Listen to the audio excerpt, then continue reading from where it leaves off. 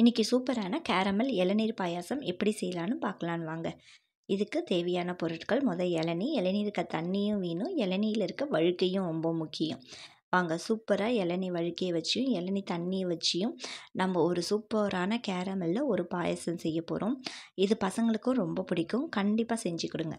Welcome to Mahee's life style. இதுக்கு தேவையான பொருட்களை பார்த்துக்கலாம் வாங்க. இதுக்கு பாதாம் பிசின் வாங்கணும். இது பாதாம் பிசின் போட்டால் கொஞ்சம் நல்லாயிருக்கும், நீங்கள் ட்ரை பண்ணி பாருங்கள். ஆனால் இது ஆப்ஷனல் தான், ஆனால் சூப்பராக இருக்கும். இதுக்கு ஜவ்வரிசி தேவை. ஜவ்வரிசிக்கு நீங்கள் என்ன ஜவ்வரிசி எடுக்கிறீங்க அப்படின்னு பார்த்தீங்கன்னா மாவு ஜவ்வரிசி எடுத்துக்கோங்க. தாளிக்கிறதுக்காக அந்த ஸ்வீட்னஸை இன்னும் என்ஹான்ஸ் பண்ணி கொடுக்கறதுக்காக நம்மளுக்கு நெய் தேவைப்படும். நெய் வாங்கிக்கோங்க. சர்க்கரை நீங்கள் ப்ரௌன் சுகர் யூஸ் பண்ணிக்கோங்க. என்கிட்ட இப்போ ஒயிட் சுகர் இருக்குது, அதனால் நான் ஒயிட் சுகர் யூஸ் பண்ணியிருக்கேன். பால் காய்ச்சி எடுத்து வச்சுருக்கிறேன். நெக்ஸ்ட்டு பார்த்திங்கன்னா இளநீர். இப்போ எல்லாமே ரெடி ஆகிடுச்சு, வாங்க செய்யலாம். ஒரு பேனில் நல்லா தண்ணியை நல்லா கொதிக்க வச்சுருங்க. தண்ணி நல்லா கொதிக்கும்போது நம்ம ஜவ்வரிசியை ஆட் பண்ணிவிடுங்க. ஜவ்வரிசி நல்லா ஆட் பண்ணுங்கள். நல்லா ஜவ்வரிசி என்ன செய்யணும், ரொம்ப குழஞ்சிடவும் கூடாது, வேகாமையும் இருக்கக்கூடாது. சாப்பிடும்போது ஜவ்வரிசி நம்ம வாயில் அகப்படணும், வெந்து இருக்கணும். அப்படி சாப்பிடும்போது அந்த பாயாசத்தில் ரொம்ப டேஸ்ட்டு, நல்லா அந்த இனிப்பு, இளநீ நம்ம சேர்க்குறோம் இல்லையா, அந்த டேஸ்ட் எல்லாம் கலந்து கொடுக்கும்போது சூப்பராக இருக்கும். இந்த சைடு பால் இன்னும் கொஞ்சம் நல்லா கொதிக்க வச்சுருக்கேன். நல்லா கொதிச்சு வந்துடுச்சு. இப்போ பாருங்கள் ஜவ்வரிசி வெந்துடுச்சு. இந்த பதம் இருக்கும்போது இந்த ஜவ்வரிசி என்ன செஞ்சிடணும், நம்ம பாலோட ஆட் பண்ணிடணும். பால் கூட ஆட் பண்ணிட்டோன்னா நம்மளுக்கு கொஞ்சம் இன்னும் பாலில் கொஞ்சம் வேகும்போது கொஞ்சம் நல்லாயிருக்கும். இப்போ நல்லா தண்ணி வடிஞ்சிடுச்சு. வடிஞ்ச உடனே நம்ம பாலில் இதை ஆட் பண்ணியிருக்கிறோம். ஜவ்வரிசி முழுமையாக வேகக்கூடாது. நான் ஃபஸ்ட்டே சொன்ன போல் பால் வாயில் அகப்படும் போது ரொம்ப டேஸ்ட்டாக இருக்கும். கண்டிப்பாக இந்த மெத்தடில் நீங்கள் ட்ரை பண்ணி பாருங்கள். இது நல்லா நம்ம பாலில் ஆட் பண்ணி பாலை நல்லா கொதிக்க விட்டுறணும்.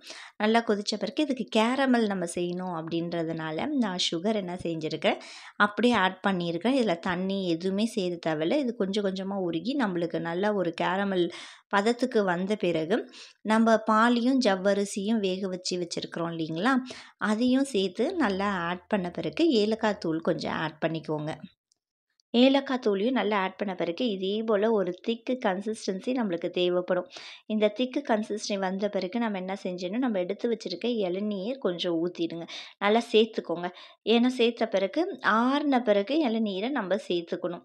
இளநீரை சேர்த்த பிறகு அது அப்படியே கொஞ்சம் தண்ணியாக இருக்கும், ஆனால் சூப்பராக இருக்கும். கண்டிப்பாக ட்ரை பண்ணுங்கள், மஸ்ட் ட்ரை பண்ணுங்கள். நெக்ஸ்ட்டு நம்ம நெய்யை ஆட் பண்ணிவிட்டு நம்ம திராட்சை, உங்கள் கிட்டே முந்திரி இருந்தாலும் ஆட் பண்ணிக்கோங்க. எந்த நட்ஸ் வச்சுருக்கீங்களோ நீங்கள் ஆட் பண்ணிவிடுங்க. என்கிட்ட இப்போ உலர் திராட்சை மட்டும்தான் இருக்குது, ஸோ உலர் திராட்சை மட்டும் நான் ஆட் பண்ணியிருக்கேன். இப்போ எல்லாமே ரெடி ஆகிடுச்சு. கடைசி ஃபினிஷிங் டச்சாக நெய்யில் நம்ம உலர் திராட்சையை நல்லா வறுத்து அதையும் ஆட் பண்ணியாச்சு.